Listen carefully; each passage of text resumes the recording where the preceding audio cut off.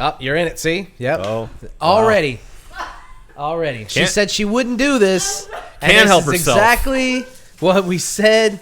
Washing hands. Yeah. It's okay. That's no, great. Everyone just has to see you with a mouthful of cookie in the background. And clean opening hands. scene.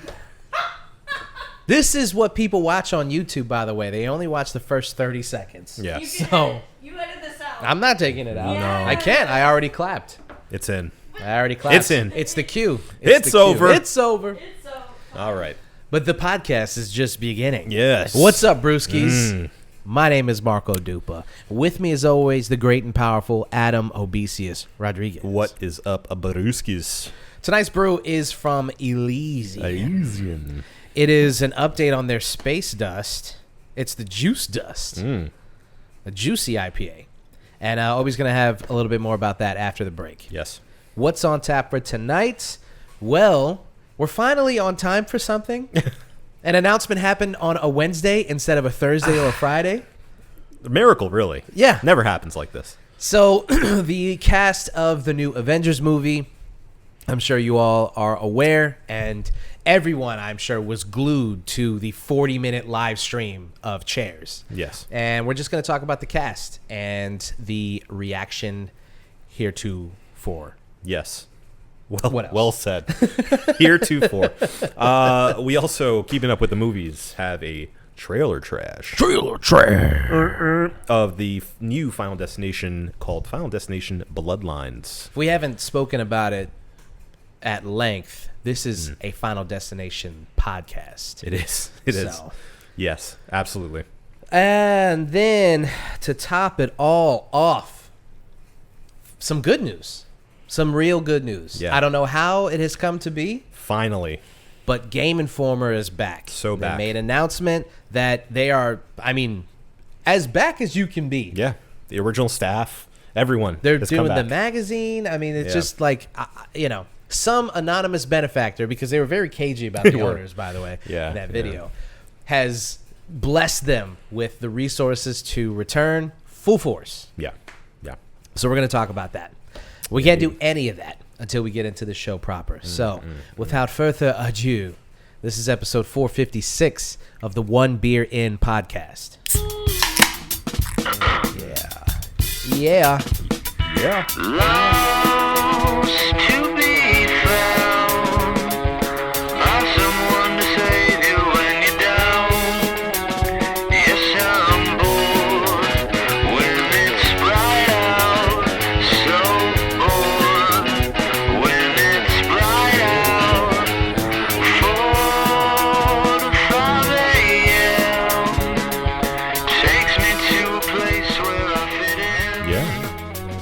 Junky cold read. Chunky cold read. And there's a hotline you can call, apparently. We'll get there. I don't know about that. All right. Let's clink it. Clink 'em and drink 'em. Okay. This is the One Beer In podcast, the podcast where two brews crack open a brew, and we see where that one brew takes us. I'm Marco, that's Adam. And speaking of Adam, Yeah. you want to tell the people a little bit more about what we're drinking tonight? I would love to. This is the Elysian Juice Dust Juicy IPA, and the cold read goes as follows. Corkscrewing through the obsidian darkness of outer space, Juice Dust is powered by a fathomless palate squeeze of orange and citrus. This space dust alter ego wrings out vibrant bursts of juicy fruit-driven flavor to help illuminate all of your interstellar journeys.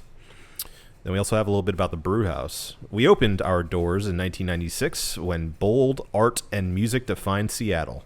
We carry that same spirit in the way we brew our beer.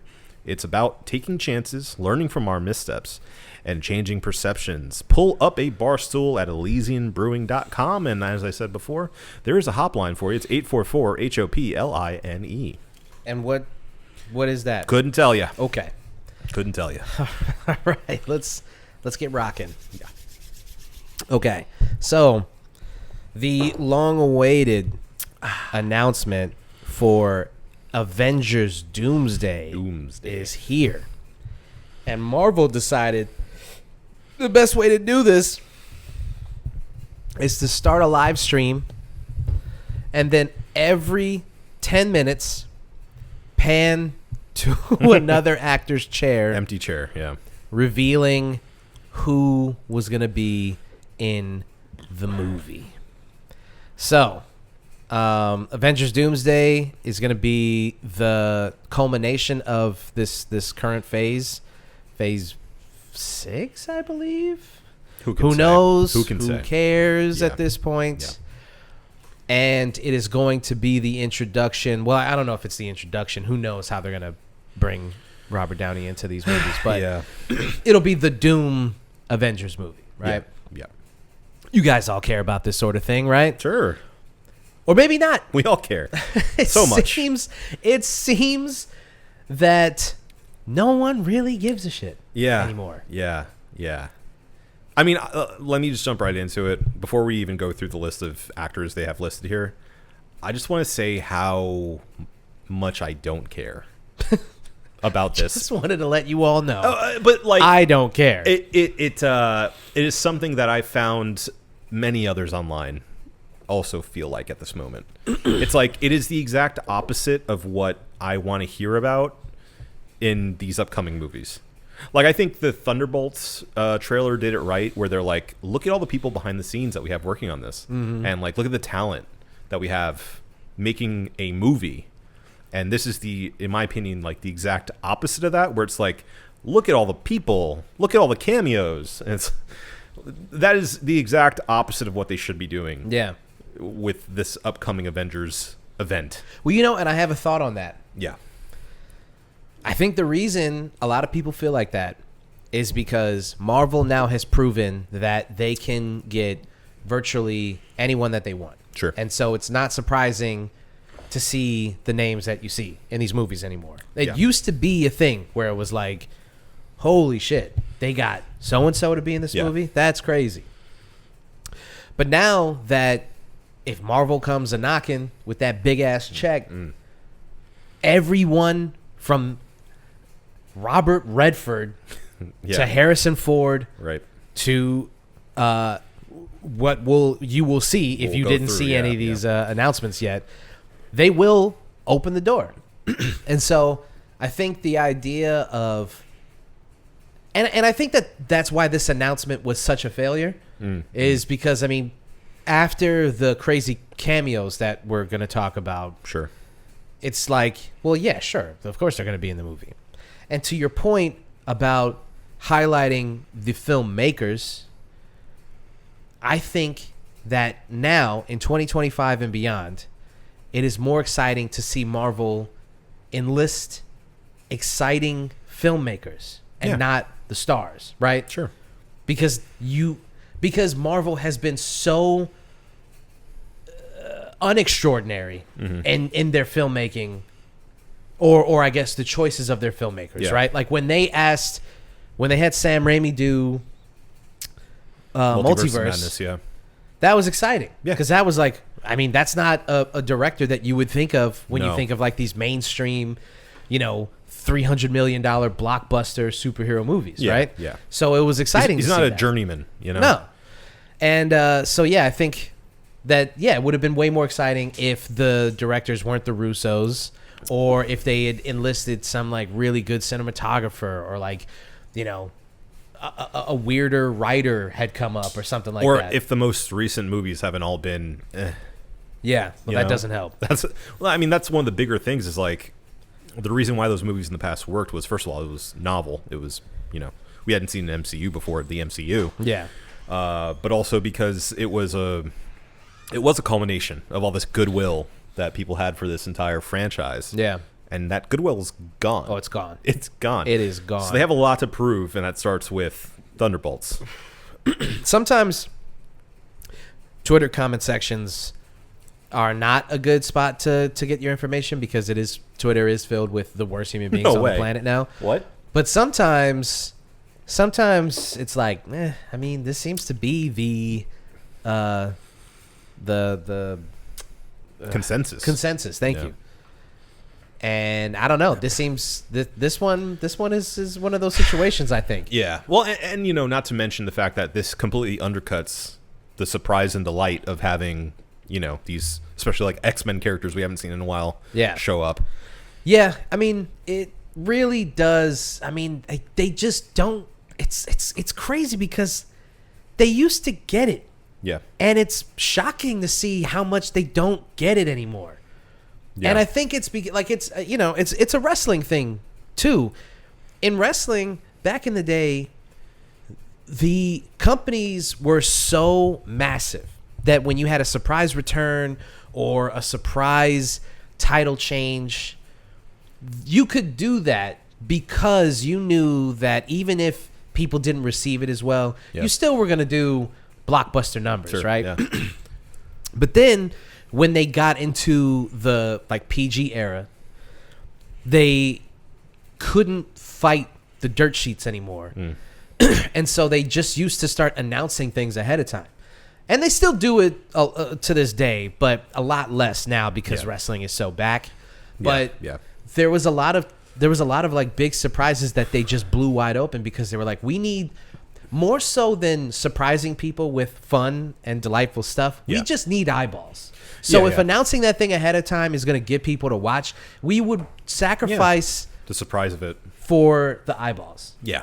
Which is exactly what this feels like. Right. Yeah. It's like all of these names, you could have just been like, this is half the cast, or these all right, here are the actors that will be returning. And then going back to Multiverse, for instance, when those cameos were in the movie, it was like, oh, hell yeah, they got this guy, they got that person, and they brought this guy back, and I was like, that's pretty fun. Or even Deadpool. Even Deadpool. Yeah. 3, I mean. Going into Deadpool and if it wasn't all spoiled for me, that would have been fun to see those characters not announced ahead of time, just in the movie. Didn't take itself too seriously, It was just neat. And the thing is, you could do that in those movies because they were fun cameos and they didn't mean anything, right? Yeah. But with this, being that it is canon to their main universe, it's even more important, and it would have been more fun to be like, oh, wow, they're going to do something important with Ian McKellen. Sure. Not just have him in the movie. Drag him back out. Yeah, they're going to actually, it's not going to be a bit and then to kill him off. Yeah. They're going to actually, he's going to be important to the plot. And that's exciting. And somebody made the point, too, of you've seen Charles die 3 times now. Right. If they kill him again, it's like, okay. Yeah. Cool. It won't even be it won't be heartbreaking. No. Because you're just it seems to be that Professor X's thing in these movies is to be the sacrifice bunt. Yeah. Yeah. All right. Let's go through who's in it. Let's do it. This is from Forbes. They broke it up in a pretty easily digestible way. There's the Avengers and Friends, which includes Chris Hemsworth as Thor, which is the only original Avenger in this list. I think he's the only surviving member, right? Except for Hawkeye. And Thor. Hulk is still alive. Hulk, yeah. But Cap is nowhere to be seen. He probably died of old age. Yeah. Iron Man's dead. Yes. Black Widow's dead. Yes. And that's it. So it's those 3, then is that really Thor, it? Hulk, and Hawkeye. Yeah, I guess you're right. Okay, well, we have Thor. We have Anthony Mackie as Captain America, Daniel Ramirez as Falcon, Sebastian Stan as Bucky, Paul Rudd as Ant-Man, Tom Hiddleston as Loki, Letitia Wright as Shuri / Black Panther, and Winston Duke as M'Baku. We then have the Fantastic Four, which hasn't even come out yet. Pedro, Vanessa Kirby, Joseph Quinn, and Eben Bach. Kind of crazy. They just confirmed the entire Fantastic Four is going to be in the movie. Yep. Thunderbolts, Florence Pugh, David Harbour, Wyatt Russell, Hannah John Kamen, Louis Pullman, Simu Liu, and Tanak Huerta Mejia, who's Namor. X-Men. Oh, they're bringing Namor back? That's cool. Yeah. Patrick Stewart, Ian McKellen, Kelsey Grammer, Alan Cumming, James Marsden. Alan what? You know what he's doing. He's coming. James Marsden, Channing Tatum, and Rebecca Romijn. And then finally Robert Downey Jr. So notably, no Scarlet Witch, no Vision, and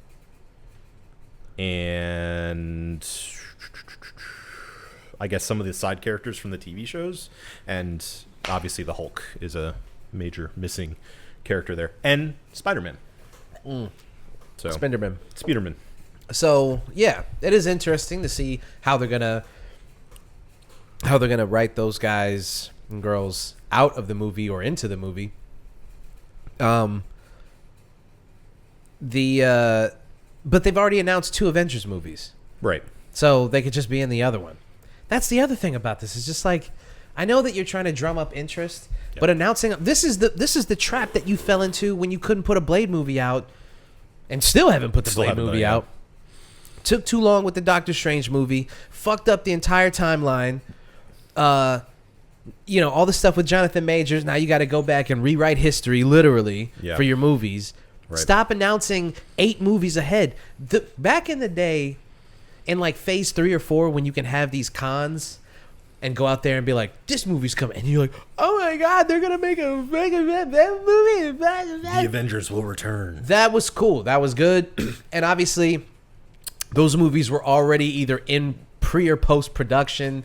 Half of those movies were finished by the time that they were announcing them. Yeah. Now that you're trying to drag people back to the theaters, and with the changing times as tumultuous as they are, I just think it's a bad idea to like keep doing this thing where they announce 10 movies ahead, because they can't. They very clearly can't keep up. No.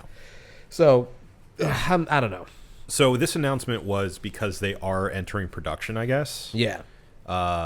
Which I would say, with that many people in it, that's a good thing. It's so funny to be like, we're now filming. We're starting. We are doing our jobs now. We have begun. Yeah. I mean, it's a good thing that they're actually getting the ball rolling, because with that many people on board, it's like, how big a chance is there that like somebody falls out, something falls through? Yeah. It's just too many. And also, it worries me that they won't be able to tell a coherent story with that many characters involved. It's a lot. Unless they're literally just like, and here's the X-Men. Look at them do the thing. Yeah. Well, I think that it seems to be it might be the largest ensemble ever. It seems like it. Feels like it. And to give all those characters like they're just due. Yeah. How are you going to do that? How could you possibly do that unless the movie's like 5 hours long? Well, and or if it's like Endgame, where they just kind of show up, they have like 10 seconds. Yeah. They do their little thing. They and have I'm their here quick too. little quip. Yeah. And then that's it. Yeah. All those people probably have an Endgame moment where they all have to fight Doomsday. Doom. Yeah. Victor Von Doom. I don't know. I do like. Okay, I just want to go back to the actual announcement for a second. Yeah. Because who the fuck does Marvel think that they are? To start a live stream and think people are just going to sit there and look at an empty chair for 10 minutes until it pans to the next chair, and then continue to do that for like an hour. Yeah. And then it culminates with RDJ sitting in one. Right. And it's just like, why didn't you have all of them sitting in the chairs? Couldn't get them all. Too many people. Clearly. Yeah.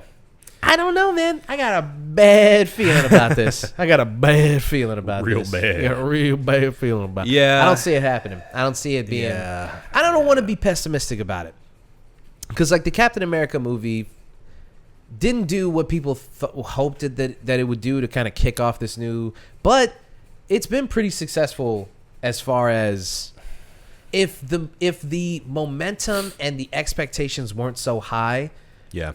It would be a successful movie. It's sitting at like $400 million right now. Didn't realize. Yeah, it's like it's having this slow burn, and internationally it's doing really well. I think it's at like 250 internationally, and even domestically. I mean, it's Yeah.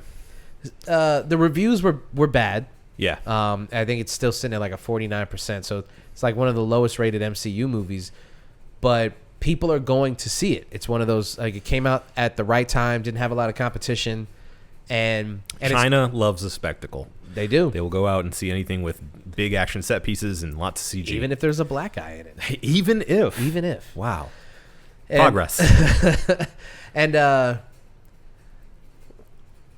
it's just, it sucks that it had to be this situation where everyone's like, see, they can't put a black guy in these movies. Yeah. They can't write these movies anymore. They don't know what they're doing, and this whole thing is a fucking bust. Yeah. And then the Russos are going to come back in, and I don't know, man. I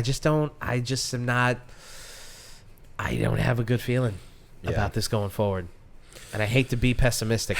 I want these movies to succeed. I mean, I guess at the end of the day, I'm kind of indifferent to if they succeed or not. You have no stake in the game. Yeah, I mean, it would be nice if they succeed. It would be nice if they were good. Not that if they succeed. Yeah, I don't care if they succeed. Sure. I just want them to be good. I want to go to the movies and enjoy them again. I would love every movie that ever came out to be awesome. I guess that's the point. Yeah. I don't want bad movies to exist. Nobody does. Nobody does. If they have to, and varying degrees, whatever. But yeah, it would be nice if all of these MCU movies were just good. Yeah. Be great. I still haven't seen Brave New World, and I want to see it before it's out of the theaters, which is coming up pretty soon. I think they're going to remove it pretty soon. Yeah. I might have to just wait until it's on Disney Plus. It is what it is. That's the world we're living in. I'm not. I don't have an impulse to go see it in theaters. Yeah. So it's fine.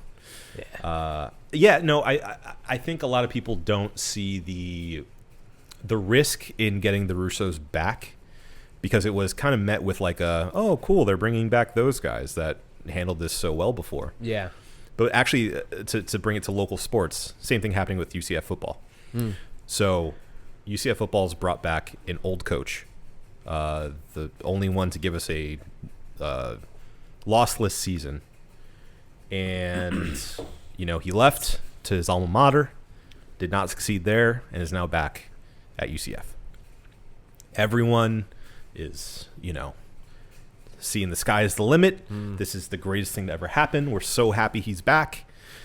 However, if things don't work out in the next 3 to 5 years, you know how tough it's going to be like, this hero that's come back now has to go away again. Yeah. And we're forcing him to get out of here. Yeah.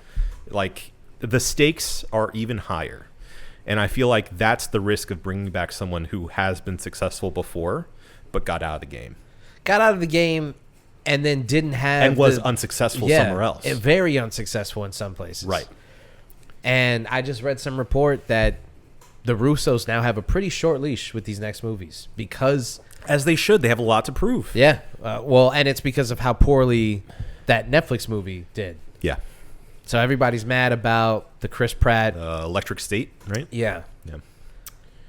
And, it was poorly received. Yeah. Straight to Netflix movie, so you don't know how well it did at the quote-unquote box office. Yeah. But... I'm sure a ton of people watched it when it first came out, but... Well, yeah, I mean, that's what happens with these Netflix movies, and it's just like, it's such a jip for them to be like... Number 1 on Netflix! It's like, yeah, okay. As compared to who? Right. And to what? Also, who's to say they're not gaming the system to be like... Of course they are. Let's put these numbers up a little bit. Of course they are. Let's make this number 1. I mean, at the very least, if you go on Netflix and the first thing that you see is a link to go straight to that. Yeah. Netflix is such a criminal enterprise. You could be watching something that has nothing to do with any, and then at the end, what about this next? It's like, no, get out of my face, dude. I'm not watching that bullshit. What about this Netflix original movie? You watched Blade, so you obviously want to watch this reality TV show produced by Netflix. Sure. Clearly, those are the same things. Both are of the highest quality, so... Yeah, so I'm not surprised when a Netflix movie does well on Netflix. Yeah. Get the fuck out of my face. Of course. It's, I don't know, man. It's going to be interesting to see how they, again, like you said, handle all of this star power in these movies. I mean, this is the Doomsday announcement. There are movies that need to come out before this. I mean, the Fantastic Four movie, you're already announcing that the Fantastic Four is going to be in this. You know how crazy it is to be like, get excited about these 4 people in a movie you haven't seen yet. Yeah. They're going to be in this movie you haven't seen yet. I mean, it either shows they're really confident in Fantastic Four doing really well, or they're desperate. Boy. So we'll see. Yeah. We'll see how that turns out for them. But yeah, I mean, that and Thunderbolts. They have the Thunderbolts on there as well. So it's like, But at the very least, Thunderbolts is starring a bunch of people who are already in the MCU. Sure, already sure. kind of have a connection with the audience. Yeah. The movie not like all at, side characters. Yeah, so I mean, even if Thunderbolts doesn't do as well, you still have, it's not people their that, debut. Yeah. So it's like, I don't care if that movie flops. I'm still excited to see Sebastian Stan again. Sure. I'm, so. I will say too. Is that your period at the end of that sentence? Just kind of ejected out of the rest of that thought. It's fine. It's fine. Yeah. I mean, I hope that the Fantastic Four play a big part in Doomsday, based on They better. the fact that it is Doctor Doom. Yeah. So hopefully the Fantastic Four movie is good, and we have that to look forward to. Yeah, in I'm hoping Doomsday. we get like the RDJ cameo in Yes. the Fantastic Four to Yes. kind of set the whole thing off Yep. and be like, That's here what we it go. should be. That's what it should be. Yeah. Because those two characters are, it's part of the same franchise. It's I wonder if he's going to do an accent or if he's just going to be RDJ doing all this shit. Or if he's going to do his patented English accent that he employs for every single movie. Victor Von Doom. It's just his Sherlock accent. Yeah. And every other. He's just really cockney. Yeah. That's just all it is. Oi! This must not reach on an emotional level. It's so stupid. I was watching Blind the eyes. I was watching a clip of his Dr. Dolittle movie on no. You know how TikTok just shows random Yeah. movies. Sherry watches like 30-second clips of like movies from the 50s. Yeah. And I can always tell because like, well, yes. So, Oh, that's a darling. dame for you. That's a dame there. Yeah. like, what are you watching? I like that. As the directors intended. Sometimes I see bloopers from that era. Yeah. And those are always fun. And you're like, Well, God- tiddlywinks. oh goddamn! No, they're like really modern. Like son of a bitch. Like, I didn't know they cussed like that back then. That's great. And so yeah, he was doing the Dr. Dolittle movie, and it's just Sherlock Holmes. There's at one point where he picks up a hat, and you're like, is he Sherlock Holmes? Because he like flips it onto his head, and I was like, I didn't know that Dr. Dolittle had an iconic hat. No. I didn't know that was a thing. Is that like part of his lore? Maybe in like if there was books. I don't know where Dr. Dolittle comes from. I only It is know a book. I know the old movie. I think it's a book. Beats me. I believe it's a book. We should look that up. Sherry, can you find out if Dr. Dolittle was a book It series? started off as a book, right? Sure, and I want to say, the best movie to watch on TikTok is Gone with the Wind. The best movie to watch The on best TikTok movie to watch on TikTok. is It Gone just with the grabs you Wind. When you scroll and then you see a clip of Scarlett O'Hara and... Is there a trigger warning on the TikTok as well? No. You really like watching Mammy Mammy. Well, she... having to I mean, the actress... not being able. Yeah, she wasn't able to accept the award. That's it. Yeah. That's it. Yeah. Are you asking if Dr. Dolittle was a book? Yeah. Doolittle. Do a little. Dr. Doolittle. I mean, I know the old movie. Dr. Doolittle. And then I know obviously the Eddie Murphy. Eddie movies. Murphy ones. Yeah. That's the only Dr. Dolittle I know. That's my Dr. No, there's one from like the 60s or 70s. Yeah. Stories of the same name by Hugh Lofting, starting with the 1920, The Story of Dr. Dolittle. There you go. So that's probably what they're pulling from. Yeah. It's the 1920 story of Dr. Dolittle. Sure. There you go. Yeah. Okay. Yeah. So I mean, he must have an iconic hat I guess. in the book. I guess. Dr. Dolittle and his hat. Maybe His it was in the iconic contract. hat. He's like, I need a hat. I need a hat. What am I gonna do? I gotta have a hat. I'm in my Guy Ritchie era. I need a hat. To talk to these animals, I need a hat. I gotta wear my hat. Yeah. Anyway, Sherry, it's really racist that you watch Gone with the Wind on TikTok. Yeah. Super racist. It is actually. No, because like it's Clark Gable and Vivian Leigh, and they just pull you in. Well, I'll with just their name the scene. 2 white actors. Yeah, right. Okay, they just Unreal. the whole. That's how they get you. I'm not gonna say anything. Yeah, they pull you in. Did you tell him that that's how I wanted to watch the Ten Commandments? Oh God, no. The Ten Commandments. Yeah. I've never seen it. And then I saw a TikTok scene. She just started out of the blue saying, "Can we watch the Ten Commandments?" And I was like, "What's wrong with you?" Wait, which Ten Commandments? The OG. Okay, Yeah.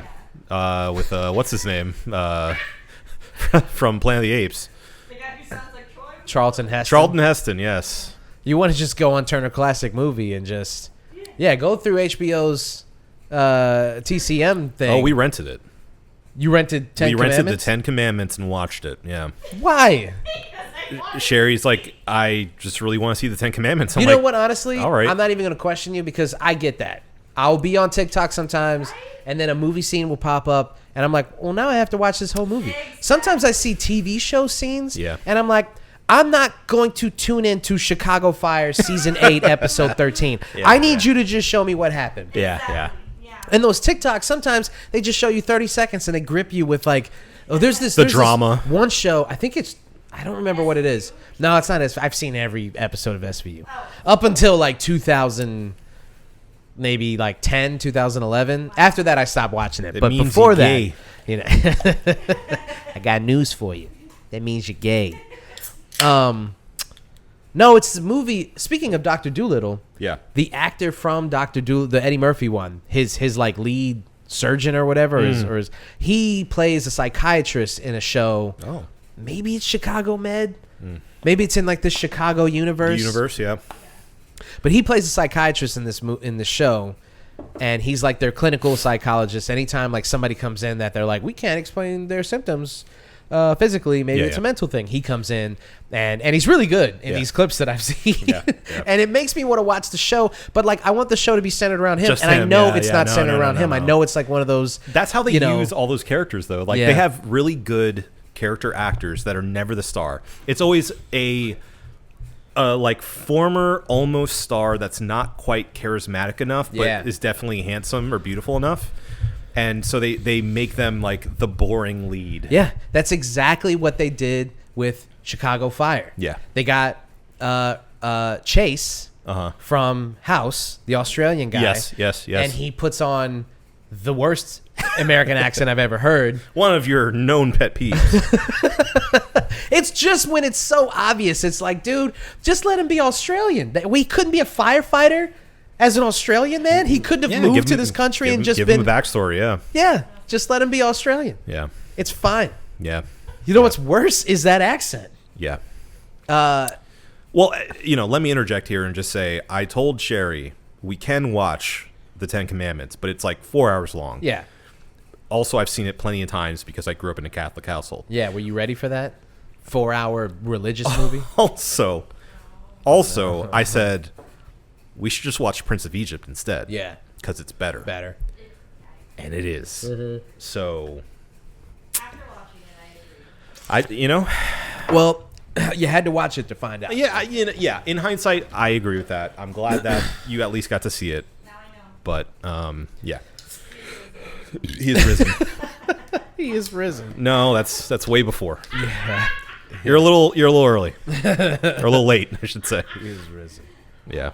I've never seen it. No. Well, I thought it was after. I thought the Ten Commandments No. This is far before. This is in the Old Testament. Yeah, he's that's New Testament stuff, isn't it? No, New Testament is when he is risen. Yeah, that's what I'm saying. No, he's not risen yet. He isn't even born yet. Yeah, Commandments is Old Testament. That's what he's saying. Yeah. So she's too early. She's too early. Yeah. Yeah. She's too early. Yeah. Way too early. Yeah. Yeah. We're setting the groundwork for Christianity. Yeah. This is the prequel. Yes, exactly. This is episode 1, 2, 3. Well, we're getting Passion of the Christ Part 2. Right. So right. We're getting the full story. We should get like a remake of Ten Commandments. Who's the Charlton Heston? Bradley Cooper. Ralph Fiennes. Ralph Fiennes is too old. Nah, it's Bradley Cooper. I mean, it could be Ralph Fiennes like when Moses is older, but yeah. Well, you need an American. that's true. It's true. It's got to be American. Can't be Australian for sure. No, God forbid. There's only Hugh Jackman. That's it. He would be a great Moses. He actually would be good. Yeah, He never would be. mind. He'd be He would good. crush that. Is there like, is it an ensemble of all the people who wrote books in the Yes. the Old Testament? Yes, it is. Yeah, and you just have to cast all of them. The Parting of the Sea is an Avengers level event. Yeah, Yeah. They're like, oh my god, I can't believe they did it. Yeah. And it's Yeah. like practical effects. They come through portals. you know, and they show you behind the scenes, and they're like, yeah, we actually lifted the water. Like, Yeah, it's yeah. practical effects. Water jets, yeah. You know, it's pretty amazing. Pretty amazing stuff. Good stuff. Good stuff we have Parting going on at here. Red Sea. Yeah. Yeah. Yeah, so I wouldn't watch that movie. I don't know why you did that. There's so many other good classic movies. Agreed with me. You just Not with that movie in particular, though. Okay. Well, as you can see, I haven't sat down and watched Chicago Med or Chicago. Which Lottie are the watches same Chicago thing. Fire. Those are the same thing. No, they're all different. No, No. Chicago Med is the same as the Ten Commandments. Oh, Clearly. well, lengthwise. Yeah. The full runtime of the show is about as long as the Ten Commandments, yes. Yeah. All right, let's move on. Okay. Let's move on. Okay. Okay. Okay. So, a little bit of trailer trash. Trailer trash. It's a quick one. We're only doing the one trailer. Yeah. And it's fine because it's important enough to talk about It is. For us. the one trailer. Yeah. And it's Final Destination Bloodlines. Bloodlines.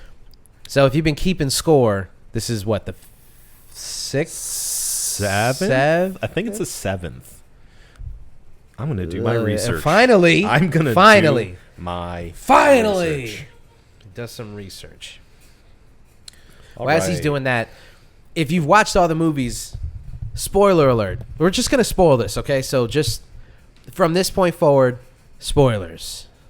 Spoilers. Spoilers. Okay. Pause. Yeah, I listen. have the list. Okay. We have original Final Destination, Final Destination 2, Final Destination 3, the Final Destination, Final Destination 5. I hate when they do that. Yes. And now, the 6th is Bloodlines. Bloodlines. Okay. Yes. Okay. So what they've done in these movies is connect them. Yes. The last movie was a prequel to the first movie. A surprise prequel. Yes. Which was awesome. Very cool way to bring that. the full circle moment. Yeah. When you're watching 5, I think we actually talked about this on the podcast. But when you're watching 5 and you're not paying close enough attention, Yeah. you get to the end and you're like, wait, what? That doesn't. And then you watch it again and you're like, yeah, they're all on flip phones. Yeah. They're using like home phones. There's a lot of like old tech. All the a lot of cars are from the references. era. Yeah. And you're Yeah. like, wow, I did right not in front of realize. us. Yeah. That's crazy. so underrated. Yeah, I was absolutely. so when I got to the end of that movie, I was like, Yeah. you Yeah, it was guys, great. you figured it out.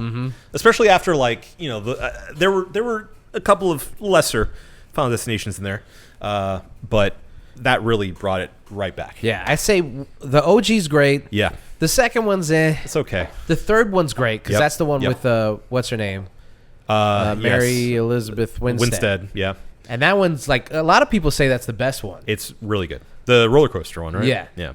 The fourth one sucks. Yes, And the fifth one's okay until you get towards the end and you're like, oh, what? Yeah. Like the Yeah. twist ending definitely helps the fifth one. Oh yeah, oh yeah, They started to, like, after the third one, they started to lose their budget. yeah. You can tell Yeah. quality goes down a bit. So that, first of all, is the first thing that I want to remark on this whole thing is Yeah. the fact that they're bringing it back, the fact that they're bringing back Tony Todd, Yeah, R.I.P. final appearance, and the fact that it has gained so much traction and it feels like there's not a bunch of big name stars No, in the no, movie, no. which by tradition There there shouldn't be. wasn't any There like shouldn't be. massive stars in these movies. No. And you're right, there shouldn't be. Because if you did that, then like that's the whole thing. Is like, oh, what's his name is in this movie, Yeah. you know? And it's better when it's a bunch of no names. Yeah. But it does seem like, at least from this teaser trailer, that the budget's there and someone somewhere was like, nah, these movies need a second life. and they deserve to be. They deserve to be in theaters. Yep. And they deserve for everybody to see this. Bring it back. Bring it back. So that number one is pretty cool Agreed. to see. I also like the clear winks and nods towards the rest of the series. Mm-hmm. They're clearly keeping the timeline in order, and really this seems like it's going to be an origin story for this whole, like, you know, messing with death conceit of these movies. The first person to ever cheat death right in this way. Yes. Which is also kind of crazy because it's like the first person? It was in the 50s? I mean, maybe not. Maybe you didn't have to go back that far? Maybe it happened since the beginning of time, and, you know, this is our entry point into it in modern America. It does kind of seem like death has just been messing with this generation of families. We deserve it, you know. Yeah. Somebody on it all started with boomers, you know. Makes sense. It always does. Yeah. Someone on the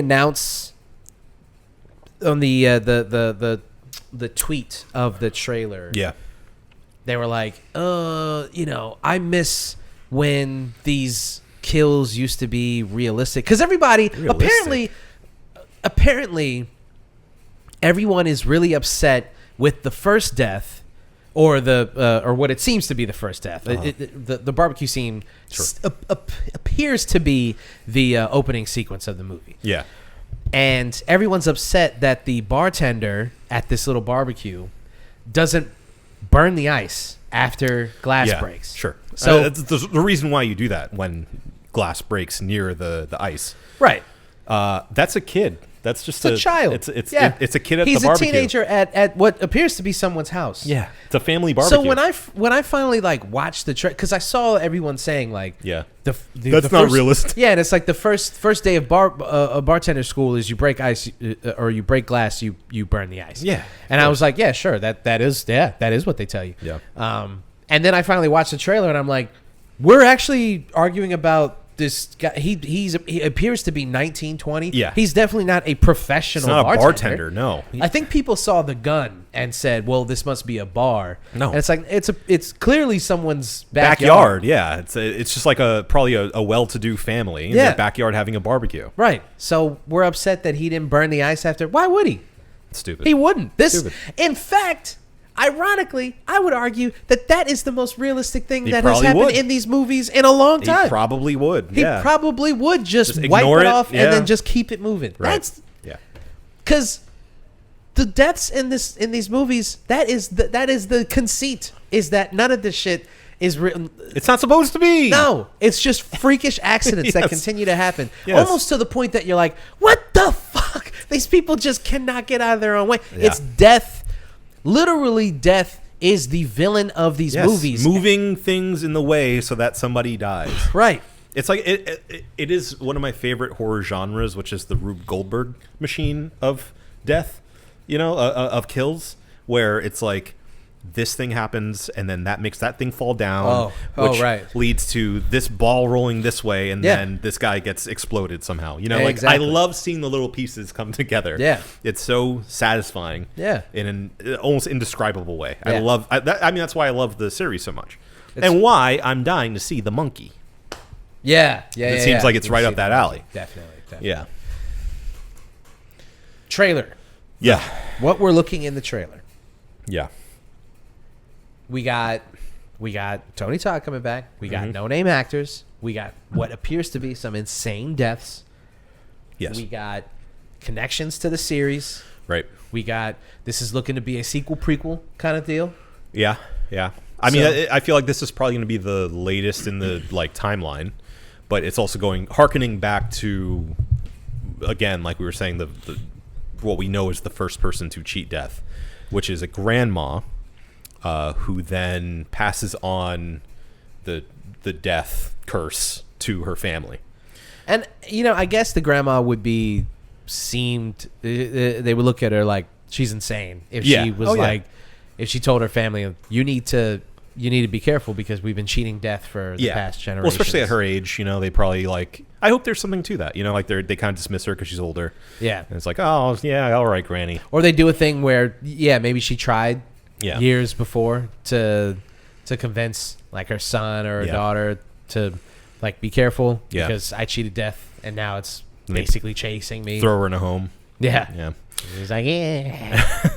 Death becomes you. I do want to see how they explain how they've so far escaped death.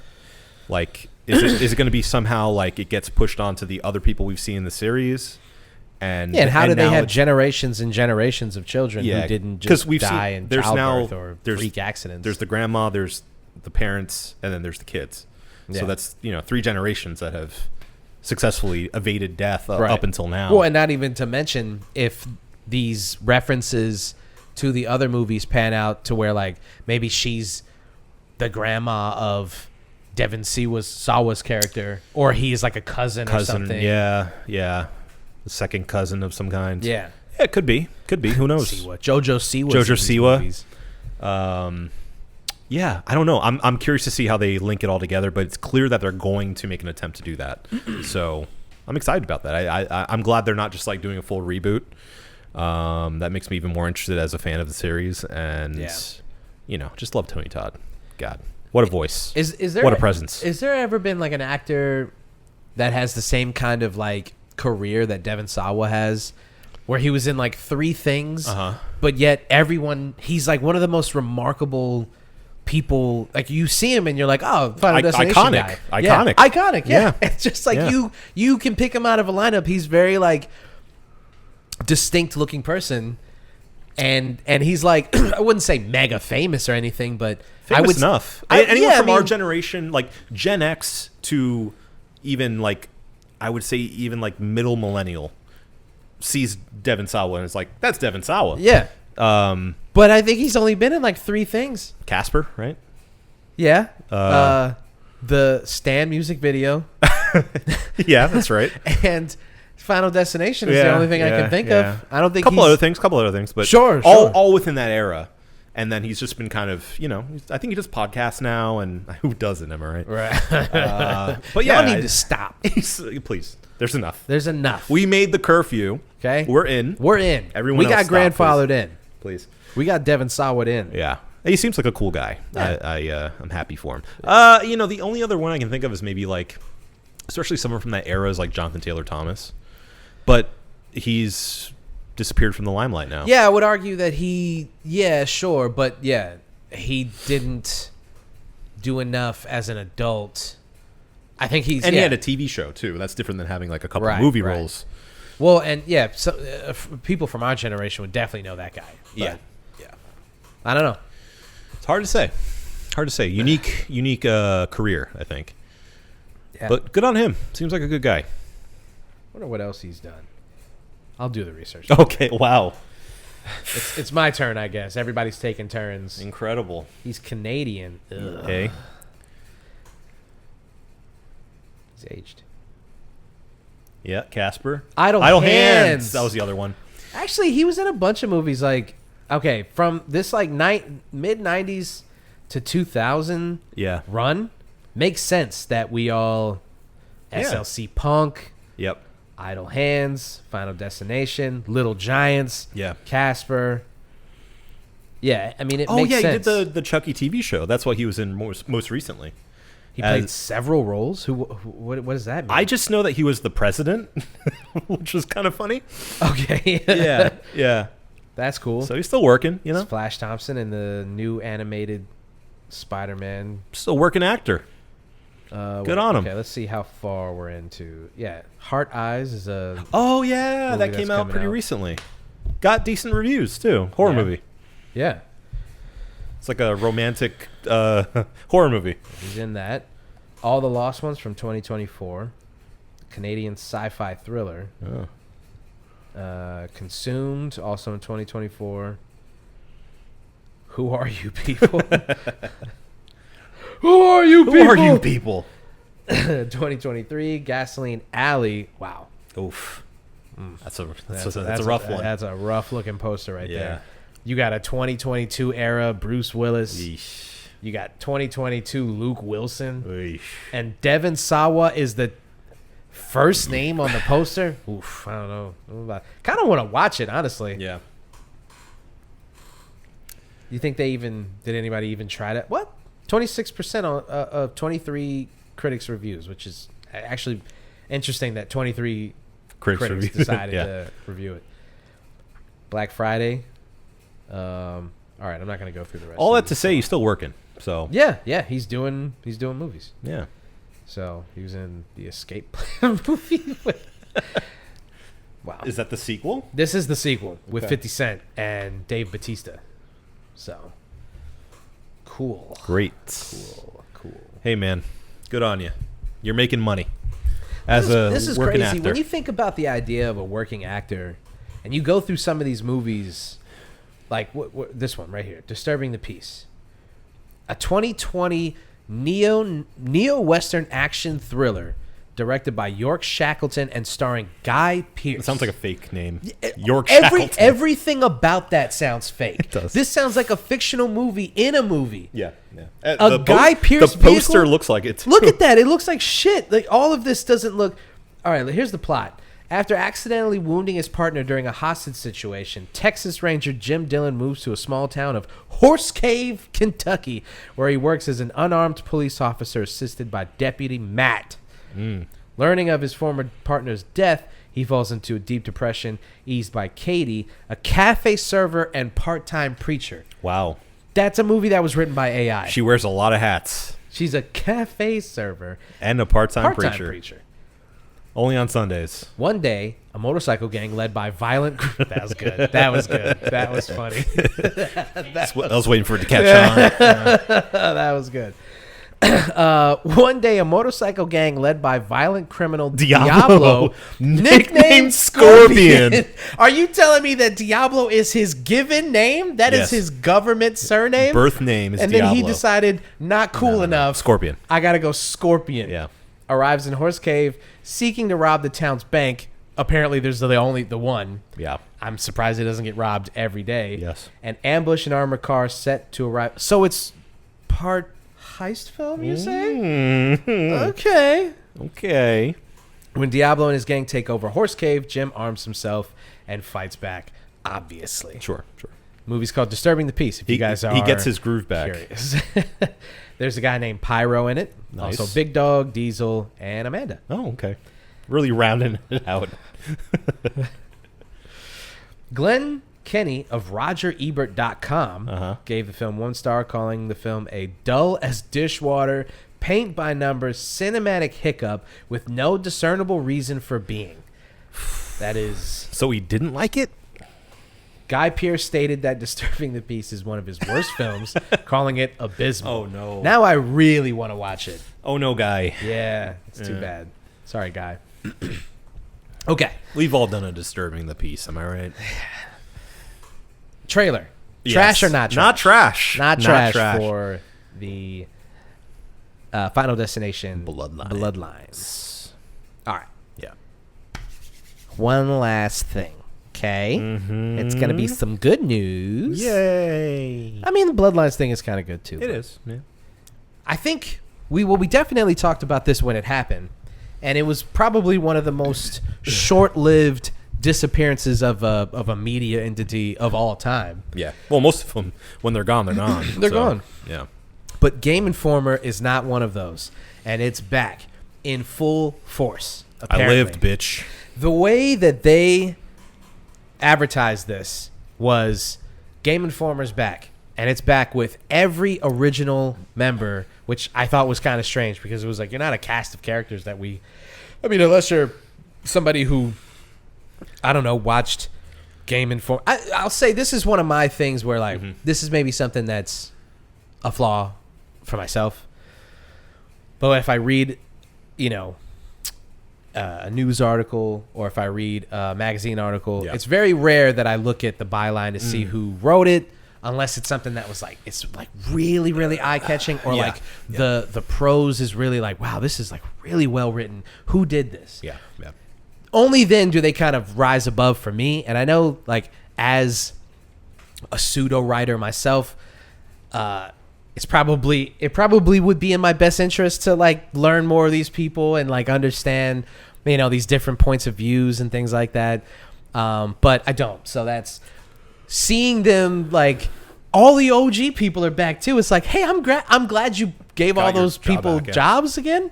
And they're doing what they love, but I don't give a fuck about Yeah, these. sure. I don't know any of these people. I will say for the dedicated like Game Informer readers and the subscribers who've been getting their magazines forever, it's stellar news because especially within gaming journalism, like it's such a vitriolic form of journalism that people, when they find a magazine or even just a specific writer within a magazine or online, whatever, they tend to stick with them, you know? That's interesting. Yeah, that's a good point. So it tends to be a bit more important that those specific writers came back, because then you know that like the people you trust or the people whose opinion you agree with are going to be back and writing the stuff that you wanted it to. Because, you know, if they were to come back, this is what happened with Telltale Games.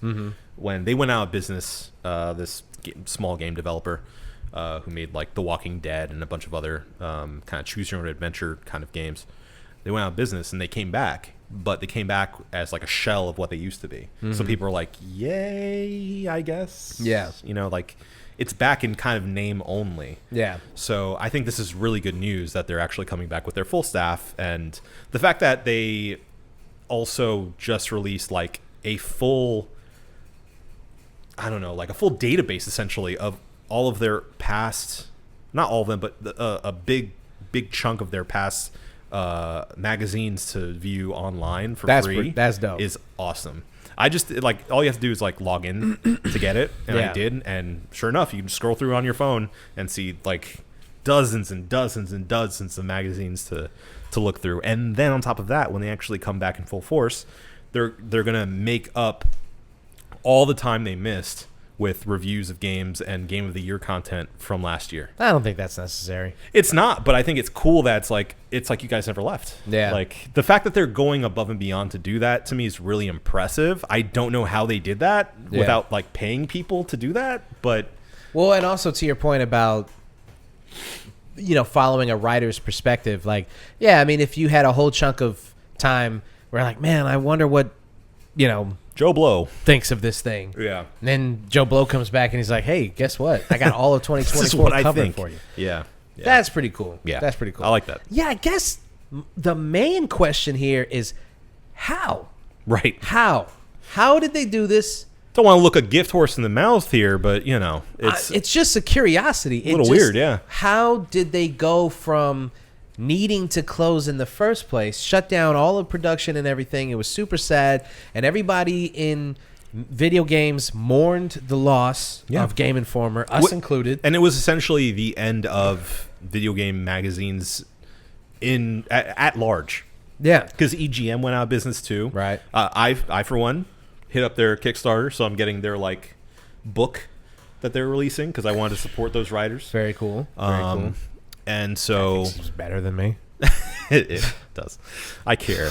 I care about journalism. Yeah, sure you do. But yeah, no, like Game Informer closing was essentially like the last bastion of video game magazines as we knew them. Yeah. And them being gone was a big deal. Yeah. But now they're back. Now they're back.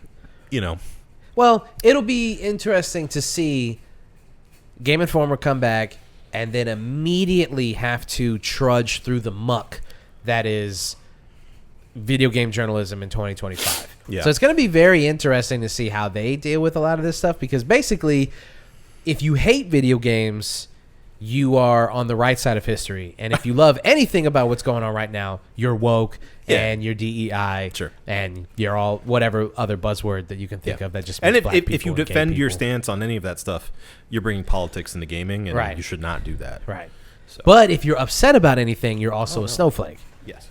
Unless you're upset about black people. Yeah. And then that's when, again, or you're on gay- the right or side gay of history. people, Or gay people. Or Or non-binary people. Non-binary Or people, any kind of like romantic relationship that is not a white man and a white woman.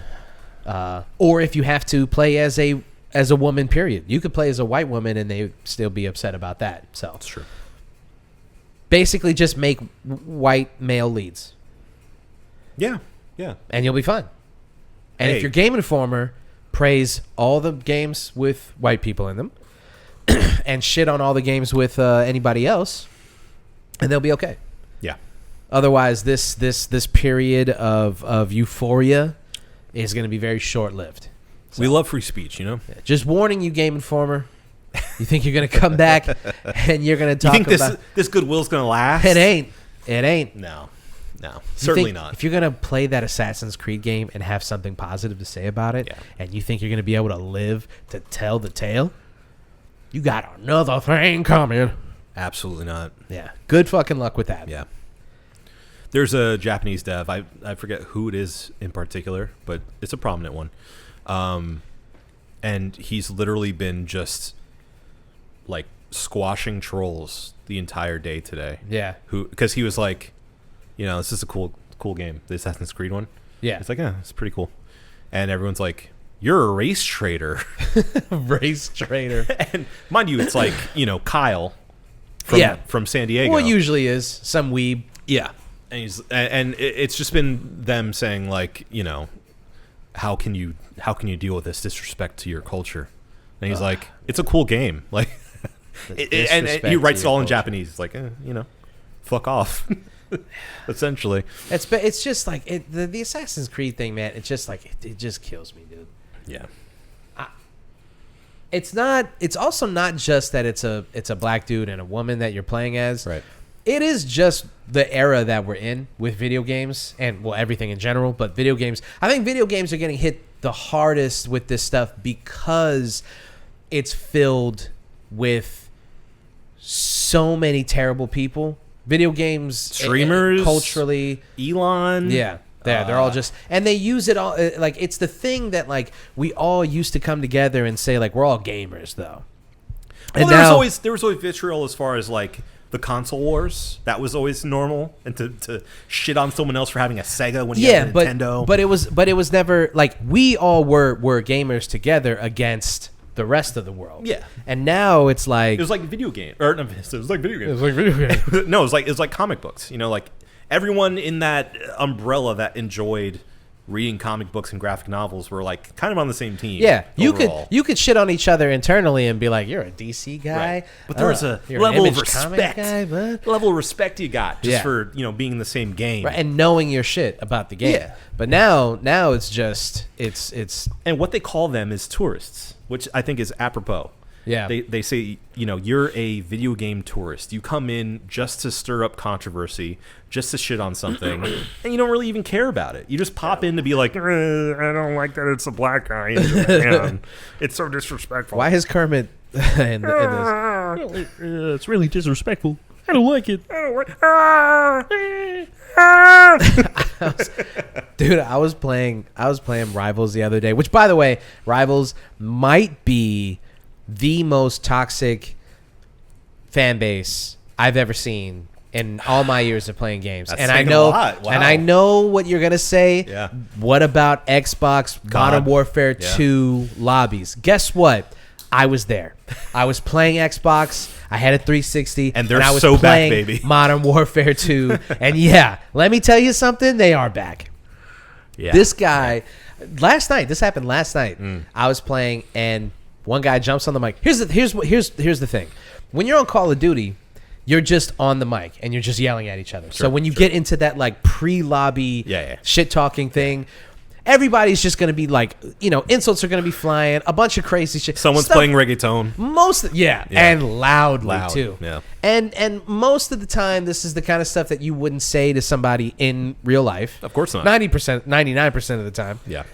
But it was like, you didn't get it. And let me just say for the record, I still don't get offended per se. Sure. It's hard to say. Like, it's video games. So it's like, what are you going to do?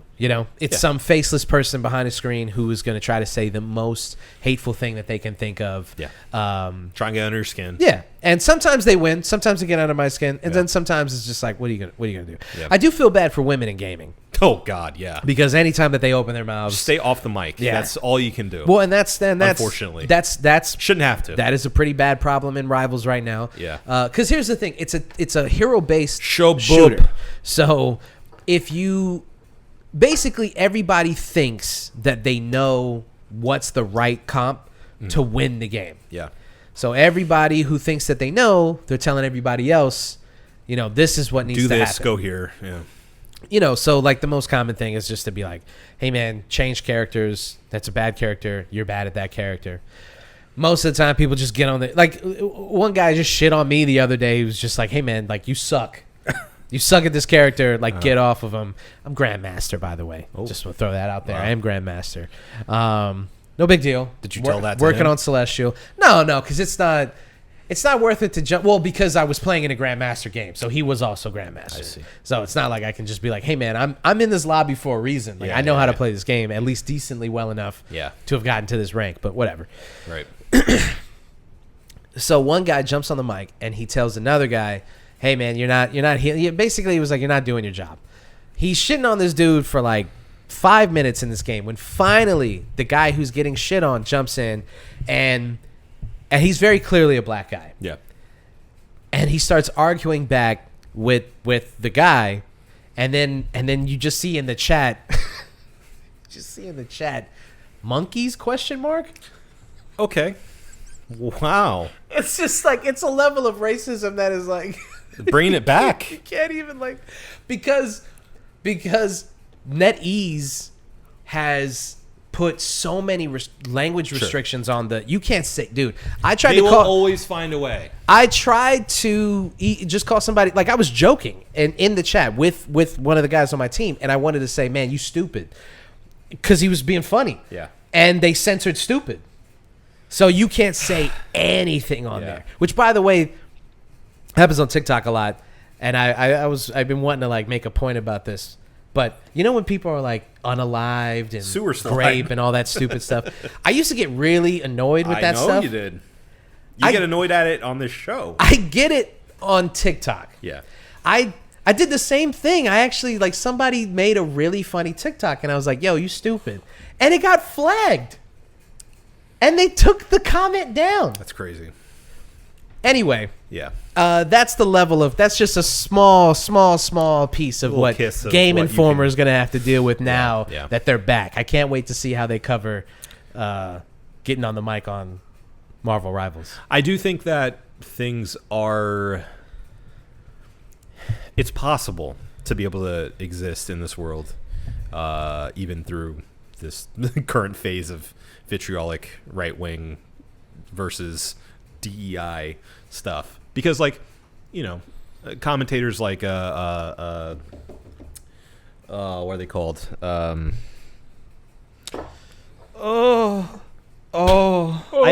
It was right here. And right it's here. gone. It's gone.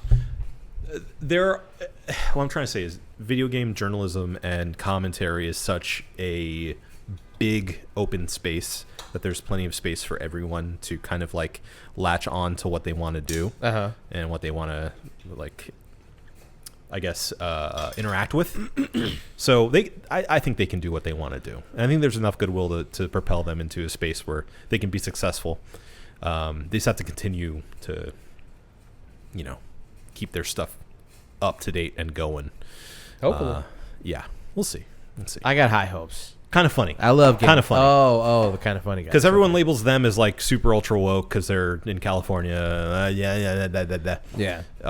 Super ultra woke. But they still, do well for themselves, apparently. Well, because I think at the end of the day, if you're being realistic about this stuff, like, there are more people who I think believe, I guess you call it woke now. It's not woke. It's just common sense and not being shitty to your fellow person. Empathy. There's more people with empathy than you think. It's just that the shittier people are the loudest ones. Sure. They always have been. And we've experienced that here on this show. Yes, we sure have. And it's just, it is what it is. The people who are going to be the most vocal are the worst ones. Yeah. But I think in general, the consensus is that you should just treat others the way that you would like to be treated, basically. Is that so hard? Golden rule. I don't know. Is that so hard? Nowadays, it seems like it. Yeah.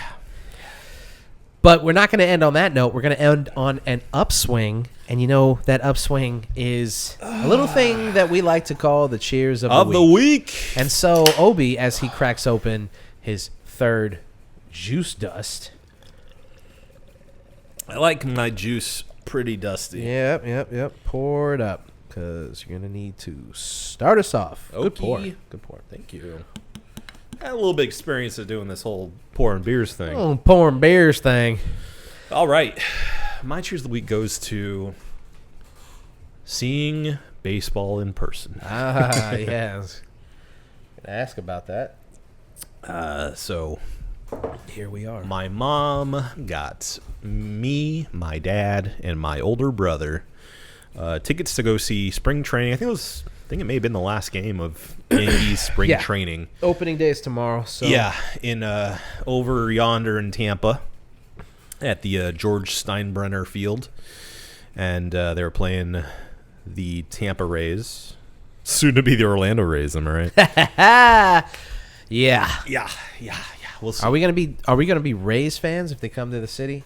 No, I'm gonna say I don't think Braves so. fan. Can't do it. do it. I mean, I'd be happy for them to come because Yeah. then we have super easy access to see Yeah, the it'd be teams, easy to go see teams we want to go see. Go Yeah. go see Rays games. Absolutely, I would love to see a Rays game. Yeah. But yeah, so we got tickets to go do that and had a great time. Even in their the tiny George Steinbrenner Field, which is apparently going to be where the Rays are playing this entire season due to the fact that their OG stadium got wrecked in the hurricane. That sucks. Yeah, so they're going to be playing all their home games there,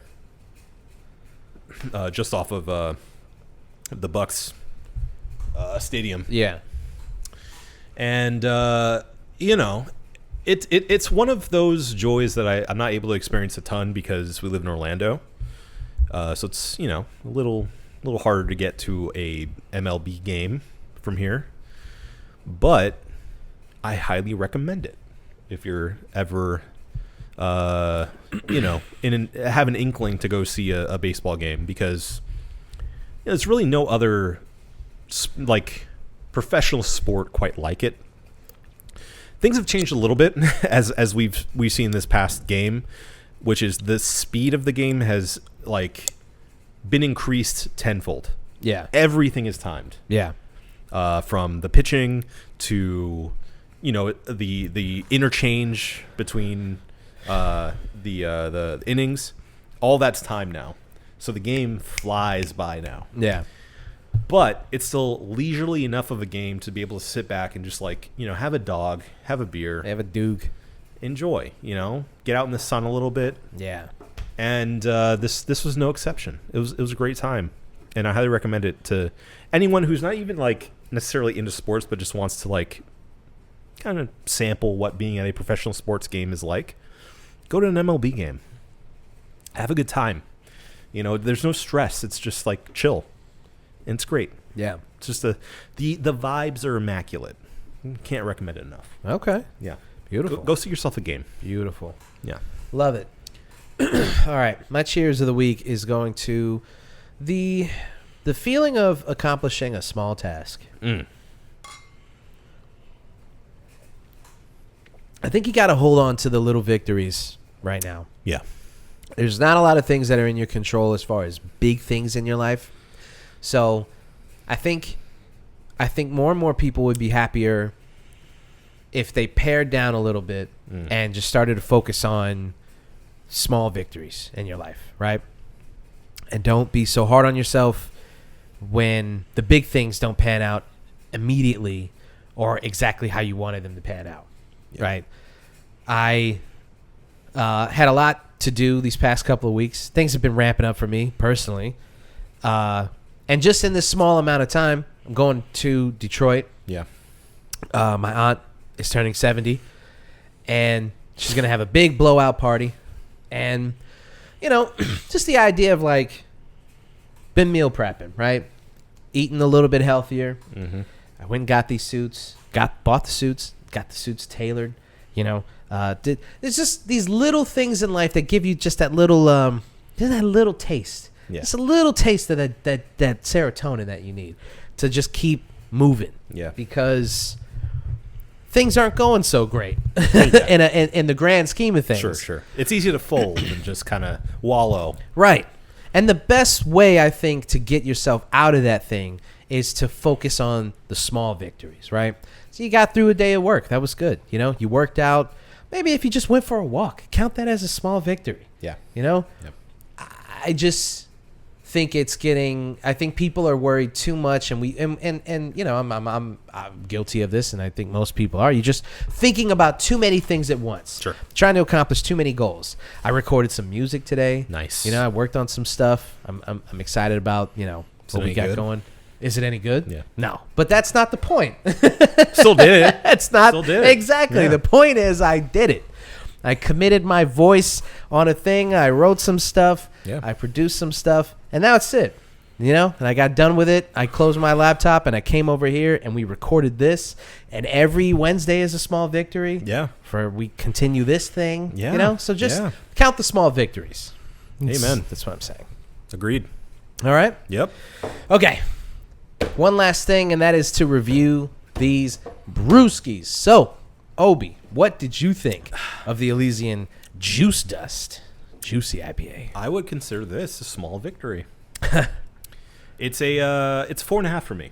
I think it's good. I don't think it's like, I was expecting it to be like levels above the original Space Dust, which I think is already a really good standard IPA. This, it was actually a bit more bitter than I was hoping it to be. I kind of wanted it to be a little smoother and have more of that juicy, like, I don't know how else to describe it, but like softness that you get with like juicy IPAs sometimes. Yeah. Didn't quite reach that level, but it's still really good. I would definitely have this again. A bit higher in the ABV at 8.2%, so know what you're getting into. Yeah. But yeah, it's good. Yeah. It's a good IPA, good juicy. 4.5 for me. 4.5. I think I'm gonna give it a 4. I was not. My socks weren't blown off by this. Sure. In fact, like I think, ironically, the juiciness, the citrus comes through really well on this. Yeah. And I'll say it's almost too much. It's like it's packed full. I almost get more of like the peel. Yeah, almost like the bitter, zest. That bitter zest. Yeah, and yeah. that kind of messes it up for me. I was hoping more of the Yeah. juice flavor. Absolutely. Yeah. Trying to see if I can find our. Yeah, hell yeah, dude. Where's the search function? Command on this F. thing? Oh, Jesus Christ. Command F. Fuck me. Space dust? Have we even reviewed? I guess not. Maybe I guess not, We yeah. haven't done the space dust. Yeah. I mean, the space dust is so commercially available that it's Yeah. at least not in this database. Yeah. Although there are a lot of missing beers on this page. It's true. What did we give the Space Wizard? Why is it on here? Oh, no. All right, never mind. There's a lot of Yeah, we got to go back. holes there. We got to go back. Yeah, we'll figure it out. Yeah. And then one day you'll be able to look at all the reviews. It's true. But in any case, I'm giving this a 4. I think it's solid. I do think that if you want a juicier IPA, there's better options. Certainly are. And I think that Elysian has a better IPA called Space Dust. So, True. It's true. I agree. I think that the existence of this IPA, it's a fun little experiment with the juice and the citrus and all and it's a fun little thing that you did on the label, and you wrap the hop guy up with the thing and he's bleeding out of his mouth. It's good. Drink my blood. But otherwise, I think you'll be fine with just the Space Dust. Yes. Yeah. All right. You think we got it? I know we got it. Well, if Obi says we got it, then this episode is over. This has been the One Beer In podcast for myself, Marco Dupa, for Adam Obesis Rodriguez. Yeah, buddy. Thank you guys for listening. Drink delicious beer and have yourself a beautiful evening. We love you.